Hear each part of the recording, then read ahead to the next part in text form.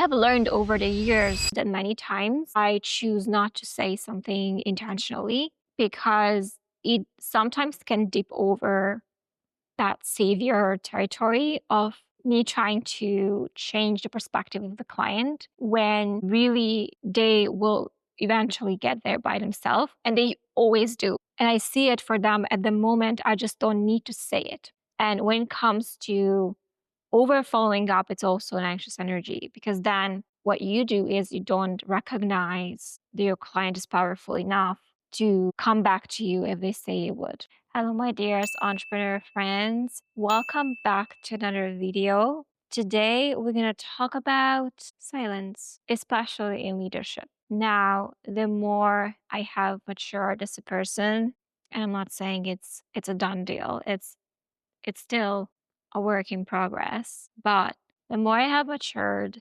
as a leader myself, as a service provider for my clients that I work with, the more I started to actively appreciate and utilize silence in business, especially when it comes to my own expression. Now, what I have noticed is that, and this is true across the board, but what I have noticed is that when we are a little bit anxious, like there is a baseline anxiety, some of us tend to speak more and talk more and express more. And sometimes that can be the underlying thing can be out of many things. Either it's feeling like you're inadequate, you're trying to a little bit overcompensate, or you're trying to show off your knowledge, what you know, and you're trying to win the client. So there is a proving energy behind it, or there is like a base level anxiety.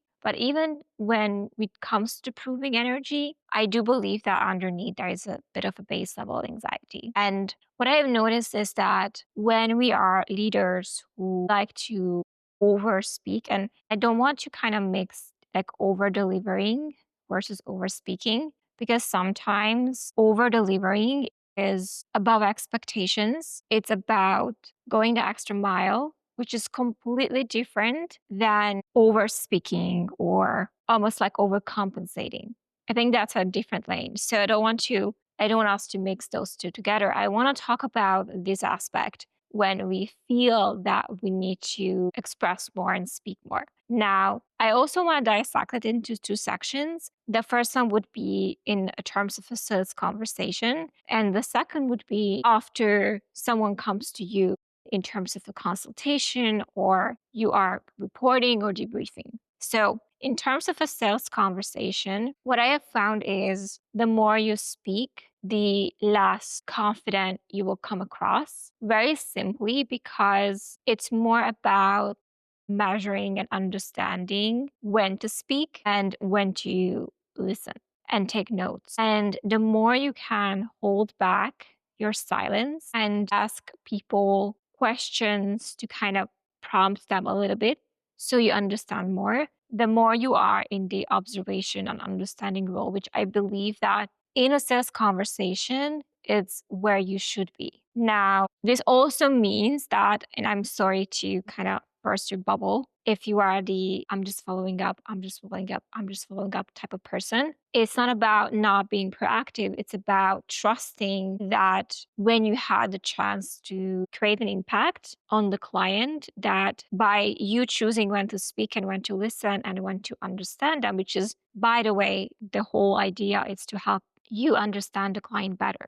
But knowing and choosing that moment really well will help you stand out enough for you then to get the client if this is a match, right? And when it comes to over following up, it's also an anxious energy because then what you do is you don't recognize that your client is powerful enough to come back to you if they say it would. The following up is then becomes this anxious energy. Then if you overdo it, then you end up turning people off instead of having them come to you. Now you can make arrangements to speak again, to kind of go back to the conversation and help them make a decision. That's okay. But what I'm talking about is after initial discussion, you talk about when you're going to speak again, by when you're going to make a decision. sometimes that's okay too. Like sometimes my clients does this as well. Like when you give like, hey, by next week, like let's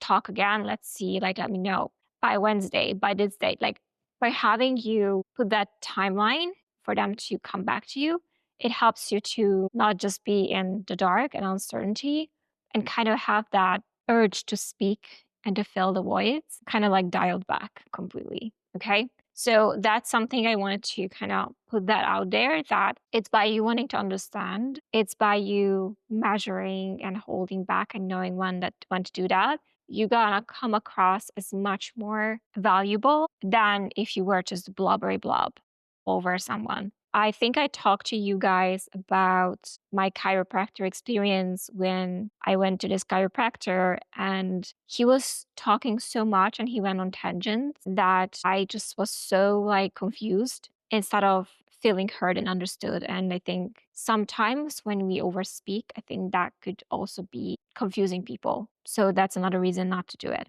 and just to be silently listening and observing and taking notes and understanding and prompting, line prompting. I think the more you can become a person who is okay with silences, the better you're when you speak with impact and gravity, the more that can be respected. So this is a vibe, guys. Another thing that we talked about is like after you already have a client and they work with you, they pay you your retainers, like there's a relationship already. And what I have found and learned over the years is the same thing. Like many times, I noticed that when they hire like third party service providers, they tend to just use the calls to like, sometimes to how you set up those catch up calls or reporting calls, use them to just blubbery blob and talk about the results. And, instead of slowing down and asking questions from the client and their experience, inexperienced service providers, they would just talk all over the client instead of slowing down, because there is also the base level anxiety of almost like trying to conceal something, sometimes lack of result, sometimes anxiety, sometimes the fact that they are just not knowing what to say. So they just say whatever comes to their minds, right? So that sometimes, and I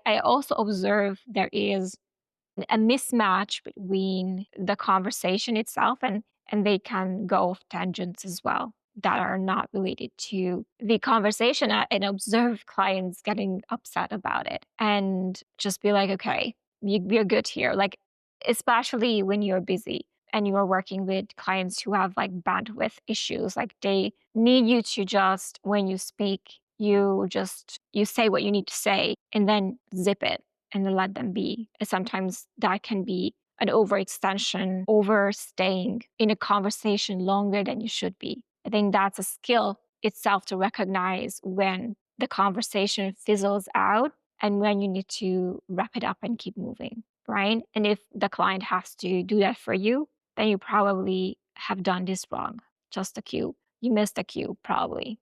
Okay, that's one thing. The other thing that I have noticed, and now this is a conscious practice of mine, is when we are sitting on the weekly calls, and some of the clients that I work with, we do sometimes weekly check-in calls and then go through what we've been working on, where is the next step, what's going to be down the line, and just planning ahead in the future, using that to kind of see what's going on for us. Many times there are things they express, they are concerns, they are ideas. And many times I would say I speak 20% of the time and I listen 80% of the time. And what I consciously started doing is just grab a notebook and just put down words and words and words. And so I don't forget what comes up to me, but I don't feel the need to interject mid conversation and express immediately. So I don't disturb the client's natural flow of expression.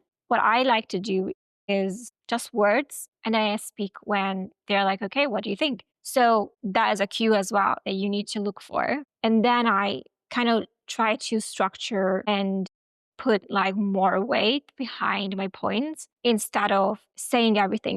And another thing which I have developed as well in terms of my silence is there are things sometimes I note down that are not to be mirrored back to the client right away, or there are not to be spoken about. So But I have learned over the years and as I was honing on my skills of listening and emotional intelligence that many times I choose not to say something intentionally because it sometimes can dip over that savior territory of me trying to change the perspective of the client when really they will eventually get there by themselves and they always do. And I see it for them at the moment. I just don't need to say it. So I can trust that they will get there and they will see the perspective eventually. And I don't have to interject and react to every single share and every single line and every single turbulation and emotional, processing thing. I don't have to always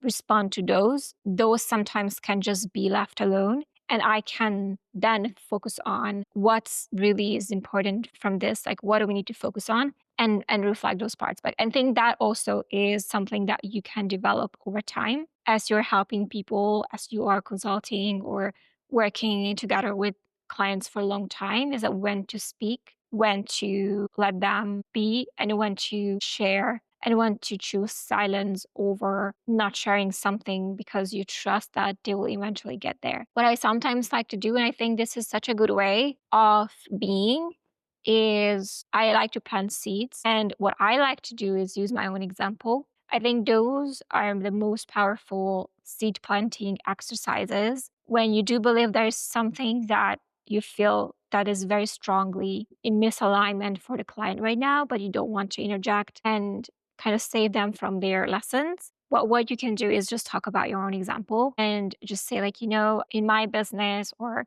what I have found was this, and I did this, and this happened. Like that, those are planting seeds instead of you trying to tell them what to do. And sometimes that can also be the best way to go about things. But the more you practice silence and the more you practice being okay with not talking a lot, but learning when to be speaking with gravity and like precision as well, like getting more concise on what you're saying and listening, I think the more you can become not just invaluable to the people you work with, but like respected. I think there is this misconception that respect comes from domination, and I'm Dominica, so if anything, I love that word. I don't, but whatever. Like that respect comes if you are like very authoritative and you tell them what to do and you speak your mind. But I think respect comes from is your ability to know when to be silent and when to speak and being okay with silences. I think that's also a form of respect that you can learn in your own quiet leadership way. We do go deeper into honing into this emotional intelligence piece of the silence inside of the human to human program. I do want to bring this point home. I do believe that this is something you can learn if you tend to be blubbering a lot, and anchoring a little bit into how to be okay with this and how to be a better listener and develop your emotional intelligence skills to do so. Thank you so much for watching and listening, and I'll see you guys very soon.